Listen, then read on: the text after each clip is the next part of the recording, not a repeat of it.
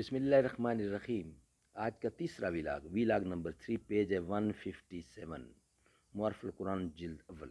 ناظرین، قرآن کے اعجاز، قرآن کے معجزے، اس پر ڈسکس ہو رہی ہے، اور یہ کتاب ہے جس سے ہم آپ کی سند میں پیش کر رہے ہیں۔ اس کا نام ہے معارف القرآن جلد اول، سورۃ فاتح سے لے کر سورۃ البقرہ تک، اور سورۃ پارہ پہلا سے لے کر پارہ تیسرا، اور رکوع ہے اس کے 8، اور رائٹر ہے اس کتاب کے حضرت مولانا مفتی محمد شفیع صاحب رحمۃ اللہ علیہ۔ مفتی اعظم پاکستان ہے، یہ بہت بڑے علم کے خزانے ہیں یہ۔ ناظرین، بسم اللہ الرحمن الرحیم، الحمد للہ وکفا وسلام علی عبادہ الذین اصطفیٰ۔ Vlog number 3، page 157۔ قرآن کے کلام الہی اور معجزہ نبی ہونے پر 10 وجوہ آپ سن چکے ہیں۔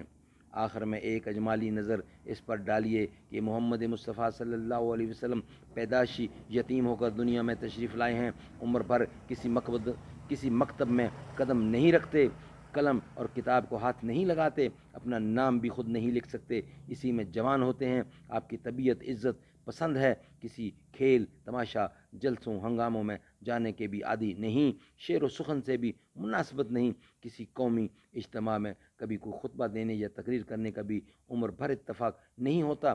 40 سال ہونے کے بعد جب کہ ادھیڑ عمر میں پہنچ جاتے ہیں اور عادتاً کسی علم کے سیکھنے سکھانے کا وقت ختم ہو جاتا ہے، اس وقت آپ کی زبان مبارک پر ایک ایسا محیر العقول، جامع حقائق، فصاحت و بلاغت میں اعجاز نما کلام آنے لگتا ہے جو کسی بڑے سے بڑے عالم ماہر اور فصیح و بلیغ سے بھی ممکن نہیں، جس کے ذریعے آپ عرب کے بڑے بڑے فصحاء و بلاغاء کو خطاب فرماتے ہیں، ان کے جلسوں میں پہنچ کر خطبے دیتے ہیں، اور پوری دنیا کے لیے عموماً عرب کے لیے خصوصاً یہ چیلنج سناتے ہیں کہ کوئی اس کے کلام الہی ہونے میں شبہ کرے تو اس کو کسی چھوٹے سے چھوٹے حصے کی مثال بنا کر دکھلا دے۔ اس پر پوری قوم مثال پیش کرنے سے عاجز ہو جاتی ہے۔ پوری قوم جو آپ کو پہلے امین کے لقب سے پکارتی اور تعظیم کرتی تھی، آپ کی مخالفت ہو جاتی ہے۔ اس کلام کی تبلیغ سے باز رکھنے کے لیے دولت، حکومت اور ہر انسانی خواہش کی چیزیں پیش کرتی ہے۔ آپ ان میں سے کسی چیز کو قبول نہیں کرتے۔